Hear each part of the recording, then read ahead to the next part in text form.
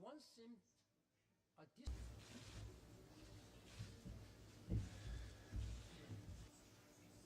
The evidence is overwhelming that the Assad regime used such weapons on August 21st. UN inspectors gave a clear accounting that advanced rockets fired large quantities of sarin gas at civilians. These rockets were fired from a regime-controlled neighborhood and landed in opposition neighborhoods.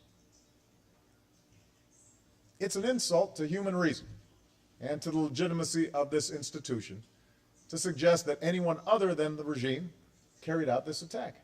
Peaceful protests against there must be a strong Security Council resolution to verify that the Assad regime is keeping its commitments. And there must be consequences if they fail to do so. If we cannot agree even on this, then it will show that the United Nations is incapable of enforcing the most basic of international laws.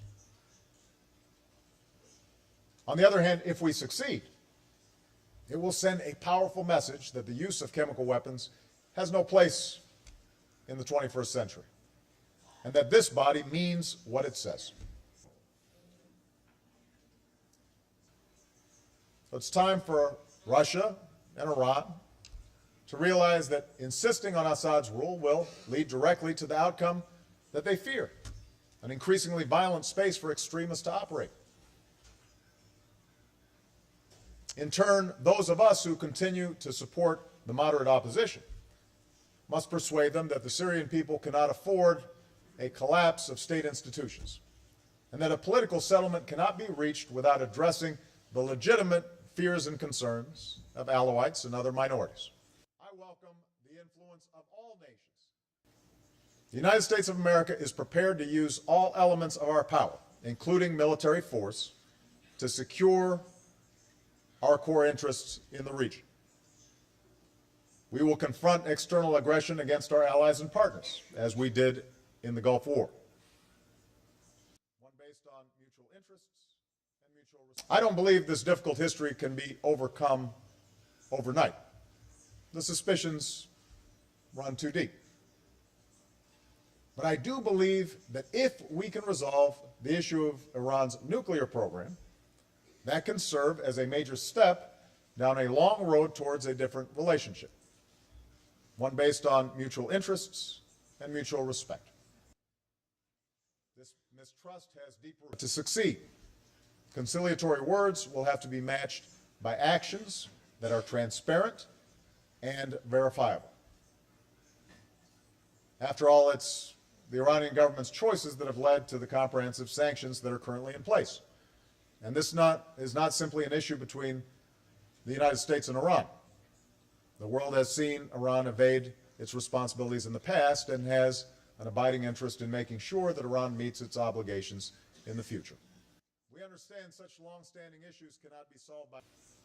And given President Rouhani's stated commitment to reach an agreement, I am directing John Kerry to pursue this effort with the Iranian government in close cooperation with the European Union, the United Kingdom, France, Germany, Russia, and China.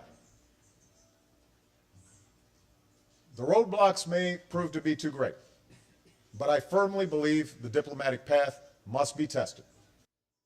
Mohammed Morsi was democratic. While we recognize that our influence will at times be limited, although we will be wary of efforts to impose democracy through military force, and although we will at times be accused of hypocrisy and inconsistency, we will be engaged in the region for the long haul.